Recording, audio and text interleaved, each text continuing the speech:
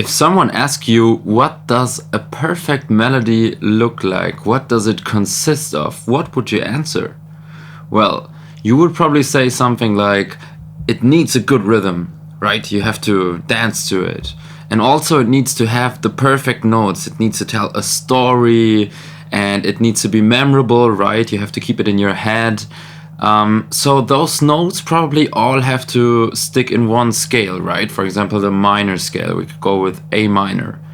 But what if I told you that's not always the case? In today's video, we want to have a look at Rabbit Hole, currently sitting at #1 in the Beatport Techno charts.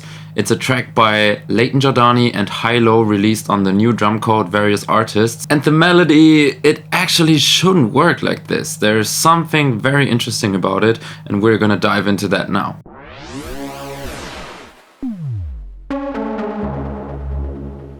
First of all, let me play the melody for you. I rebuilt it here.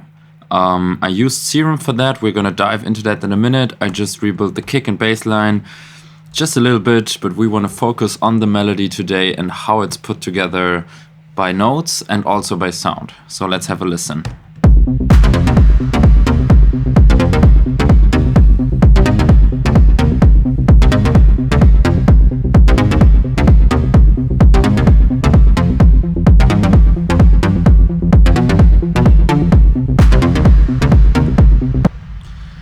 So that's it. That's the melody of Rabbit Hole, and you can definitely see a structure here, I would say.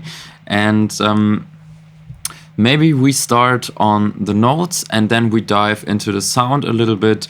And also worth noting for you guys here on YouTube, the preset, the Serum preset for this sound is available as a free download. So if you ever wanted that HI-LO Layton Giordani plucky lead sound, just follow the link in the description to grab your free preset. Let's have a look at the notes first though, and for that I actually want to activate the scale. So we are in C minor right here. So we can see in the beginning everything looks pretty normal, right? So we always have the root note down here, and then we have a combination of, like, first we go to the 4, 3, 2, 3 of the scale, right? This is how we talk about it. This is the first note of the scale, second, third, fourth, fifth. You know that one, the perfect fifth, right? And you know also that 1, 3, and 5, for example, make up for the minor chord here. We have the 6th, a lot of tension, we have the 7, and then back to the 8, right? Which is the same note, 8 and 1. So the first package here, it's always the same, stays on the 1 to 4 notes. And then in the second one, we keep those 3 notes at the same place, right here, but we raise this up a little bit to the 6. So we jump from 4 to 6, and then also go 1 up here. So it's a little variation that repeats over this package, right? You can see always back here. So essentially everything is normal. We can have a look at the rhythm in a moment. But now, at the very end here, something kind of odd happens. So right here we have another variation. It's like this bracket gets moved up a little bit to the 5 and 4. We still keep the 6 up here. And the variation continues up here, and something odd happens, and this is why the video is called what it's called, because you can see that this note is actually not highlighted, which means it's actually not in the minor scale of C. And this is very odd, because usually you probably wouldn't do this. There is some notes, right, that you oftentimes use. You heard me talk about a lot about the +1, right? The +1 is always a note that's very techno-ish because it sounds very dark combined with the root note. But this is actually the -1. So essentially what that means is we move the 7th 1 note up. And this essentially turns it into a major note, because if we have a look at the major scale, ta-da, we see that now the B is in the scale. So you remember that the semitone steps in the major scale are between 7 and 8. right? And that's just weird. But the melody doesn't work if you put it on the right note. Let's have a listen to this. It's also very interesting.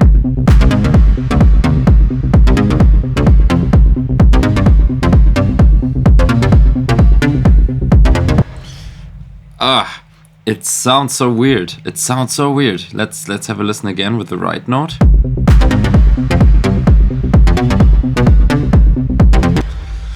So this is interesting, and it shows that music theory is fine and everything, but you have to make your own experiences and you have to try out your ideas in order to find what works for you. And when music theory is right in a lot of cases, and probably this can be explained with some sort of music theory, but still I would argue that this rather is about finding what sounds good for you, no matter if it's theory or not, right? You just have to trust your ears. You just have to trust yourself also that you're doing it right. And yes, just incredible to me how this melody works with this odd note here. Let's also have a quick look at the rhythm. I'm gonna loop this. First of all, I want to mention that there is actually a fair amount of swing on here. It's a 16th note swing in the strength of 59, so that's actually quite a lot, I would say. And it occurs to me that whenever hi-lo is involved in a techno track, there will be swing, and there will be heavy swing. It is something that not a lot of techno producers use, I would say. It's more of a house style thing. I personally love to work with groove and have like the drums like moving a little bit more, and yeah, the melody needs that also here. If we play it without the groove, it sounds a little like too strict. Everything is very robotic, and those three notes really get the power that they actually have through the groove, because they feel more like someone's actually playing this, maybe with a guitar even or something. And to me, the sound feels like someone is like having like a very, very plucky guitar sound right now. And yeah, that contributes to the fact that this sounds very human thanks to the groove. And yes, I mean, it's a very simple pattern. We always have those three notes all next to each other, dum, right? And then it gets answered, kind of, you could say. This is kind of a call and response by those two notes, which are a little more far apart and have this kind of Latin rhythm. What do I mean by Latin rhythm? It's a rhythm that is very, very usual. I'm gonna loop this, only play it with a kick, and make it even more obvious. Right, you remember that we talked about this a lot already. This is like some kind of Latin rhythm, first having this 16th note, like the 4th of the 16th here, and then on the offbeat. You could also vary this, for example, like this or like this, but essentially that's one of the most famous grooves, and it's used a lot also in techno. And yeah, this is just a combination of those two, and the magic happens by just raising the notes more and more up, going towards a higher note, which creates some kind of tension and also more energy, and then it just resolves so beautifully on this weird note that actually shouldn't be there, but it is, and it does work. So that's it on the midis. Now let's jump into the sound real quick, and you might be a little confused that this is actually looking very simple. That's just 3 saw waves. If you heard the song, you maybe expected it to have like a very, very weird lead patch that is extremely complex. But no, it actually is just that. At least it works like this. And let's just dive into the sound real quick, and let me show you what are the essential sound design features that we have on here that we need to understand. So first of all, if we only had one oscillator, we would already be kind of close to what this is, but adding, for example, here the -1 and then another saw just gives the sound more body, more frequencies to work with. A little more like techno badass feeling as well.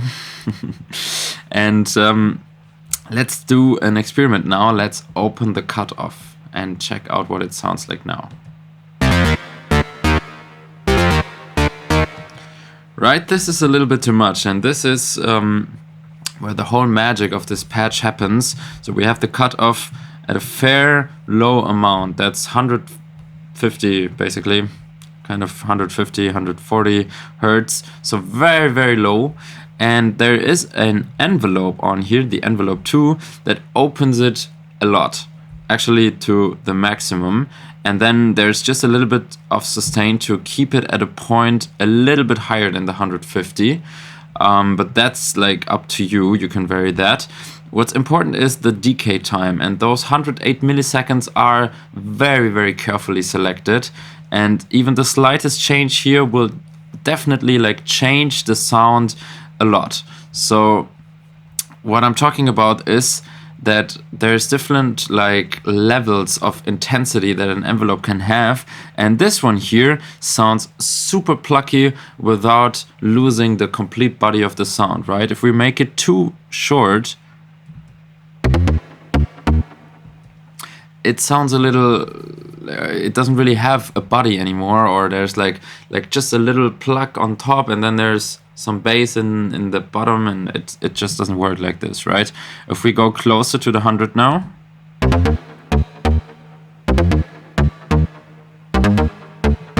we get the sound that they are using in the track, right? And you can also vary that over the track maybe, and you can already hear that going from 80 to 110, like only 30 milliseconds difference, is a completely different story. Let's do it again.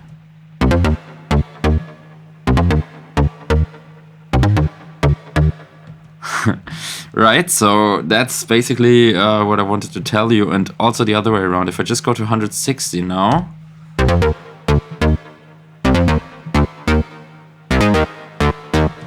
you can hear that there's more and more higher frequencies coming through, and what that means is the pluckiness goes away, because the pluckiness of this sound just simply comes from the short time that there's high frequencies. Like there's only a very short period of time where there's high frequencies coming through, and therefore we get this pluckiness.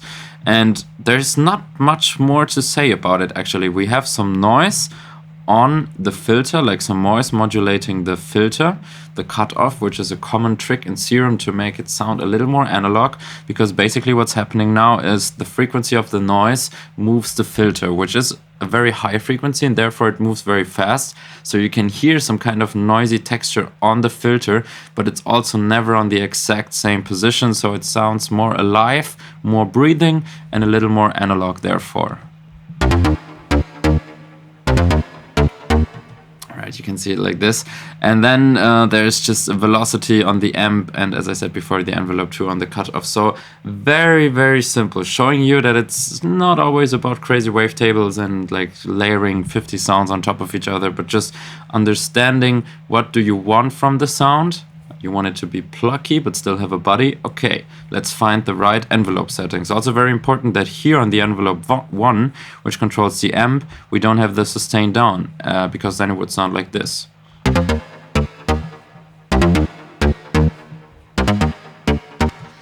Getting much thinner depending also on the decay. If we have a longer decay, that's okay, but if we have a shorter decay, we again lose the body of the sound, which can be used as an automation over the track, that's for sure, but that's not the sound that we want to have on like the main part, the drop, for example. So for sure there's some stuff, like we have some band here, just a little bit taking away the lower frequencies of our sub oscillator, and a little bit of drive, some of this filter variation here, the fatness, but that's just like pushing the sound a little bit. Also the hyper is activated here for 50%, making it a little more stereo. Yes, but that's it. And this sound, as I said before, is available for you. You can explore all the little details that are here and there, right, that are hidden, and you can write your own melodies on it. And if you struggle with melodies sometimes, there's also something I want to show you. It's this down here. You can see this is a lot of different MIDIs, and they already look very interesting. So this is available only for the people of our mentorship group. So basically we launched a group. It's a mentorship program for you guys. You can join there and get a lot of value. Like you have direct contact to mentors like me, for example. You can ask for feedback. You also get weekly content, like exclusively for the mentorship. For example, this week you get a lot of melody samples which sound like this, for example.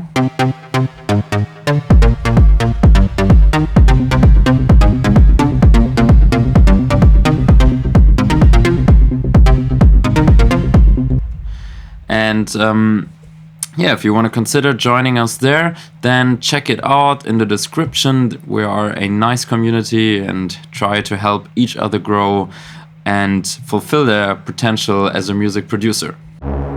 So as always, thank you guys for watching. It's a pleasure to make these videos for you, and we really enjoy putting out the content. So if you also like the content, make sure to follow us, make sure to subscribe to our channel to always stay tuned. And we have a lot more videos already on the channel on different topics, on peak time techno, on melodic techno, afterlife sound. So make sure to check those out and see you very soon. Keep making music.